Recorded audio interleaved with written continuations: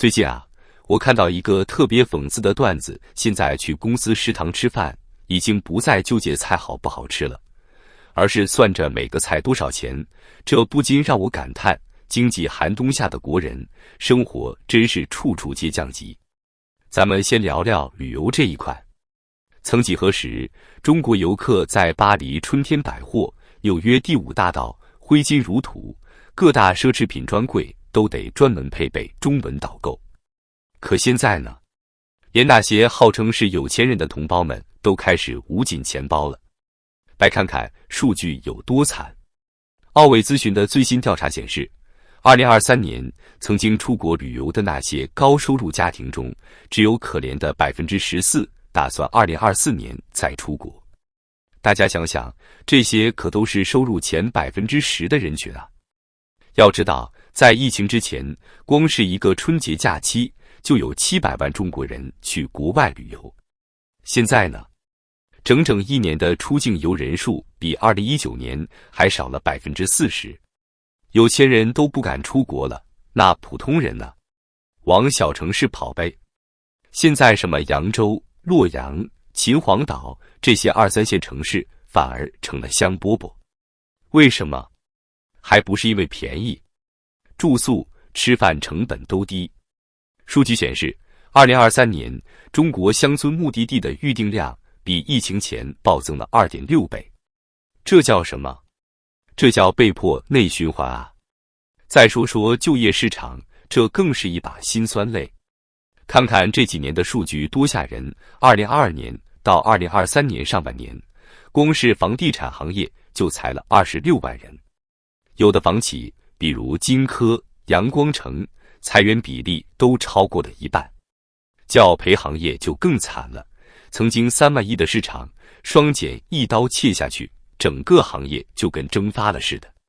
现在的大学生毕业就失业，都快成常态了。智联招聘的数据显示，2023年企业招聘总职位量比上年少了 21.67%。互联网行业更是腰斩，职位量直接少了 50.4%。这么多人都去哪了？去开滴滴了呗。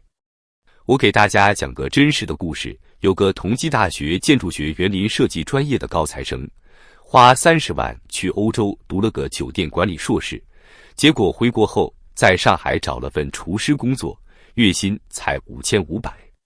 这就是标准的镀金降级啊！说到降薪，那可真是无处不在。我们一个个行业来数，科技公司平均工资跌 7%， 国企有的部门年薪降了 30%， 银行业管理层平均减薪 13%， 高管甚至砍了 40%， 证券公司、中信证券、中金公司这些金饭碗也都降了 20% 到 25%。 最绝的是医生，你说医生这行当那是真正的高精尖啊，但照样逃不过降薪的命运。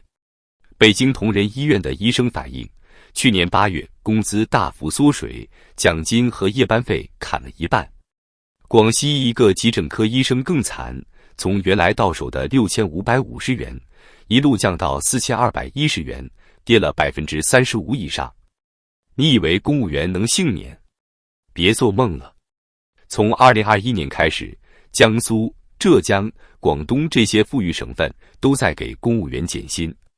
去年12月，北京一个市属机关的公务员说，虽然基本工资没变，但补贴和奖金少了好几万，还专门成立了个减薪办。这是什么操作？这是要把过紧日子进行到底啊！有人说了，工资少点就少点呗，反正东西也便宜了。可问题是，中国人的消费已经开始往最低端滑落。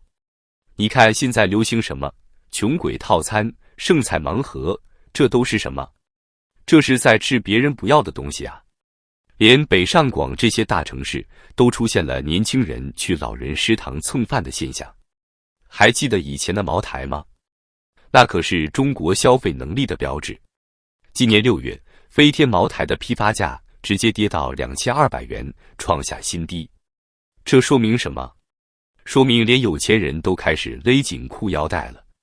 最近，我在社交媒体上看到一个特别扎心的段子：35岁以前拼命往上爬，当上了中产；35岁以后拼命往下掉，又回到了起点。这不是段子，这是血淋淋的现实啊！我给大家讲几个真实的例子。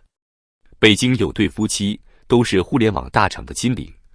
2019年在房价最高点时，花500万买了房。你猜怎么着？现在两口子都失业了，房子想卖只值300多万，一套房子就净亏200万。这就叫高位接盘啊！再给大家说个更惨的，一个金融男，以前年入100万，住别墅，开豪车，一副人生赢家的样子。结果呢？公司裁员，一夜之间从人生赢家变成负债王。全职太太带着孩子跑了，他自己背着巨额房贷，天天靠倒腾外卖度日。这些中产阶级怎么就这么容易返贫呢？有个北京律师总结了个中产作死3件套：房贷近1000万，配偶不上班，2娃上国际学校。这3样占全了，那就是标准的定时炸弹。给大家算个账：1线城市的房子，首付300万，月供5万，老婆在家带娃不上班，一年少赚20万，2个娃上国际学校，一年学费50万。这样算下来，一年光固定支出就要200万。你工资再高，遇到公司裁员，也就是半年到1年的事，就得清零。最近有个妈妈在网上哭诉，说她家原本也是中产，两口子都是名校硕士，把女儿送进了国际学校，一年23万。结果老公突然失业，连学费都交不起了。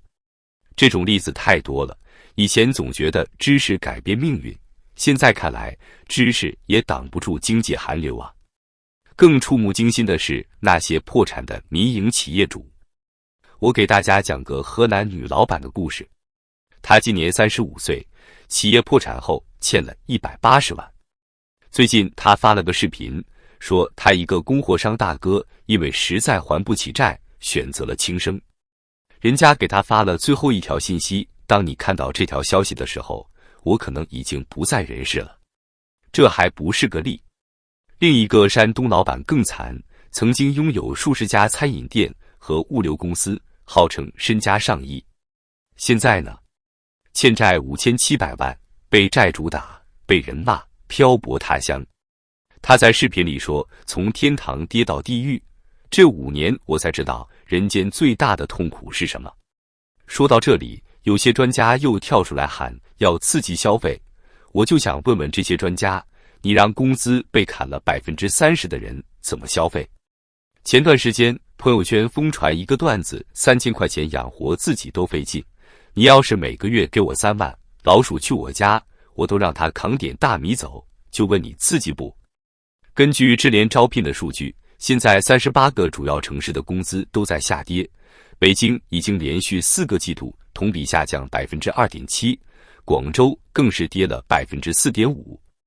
工资都保不住了，还刺激什么消费？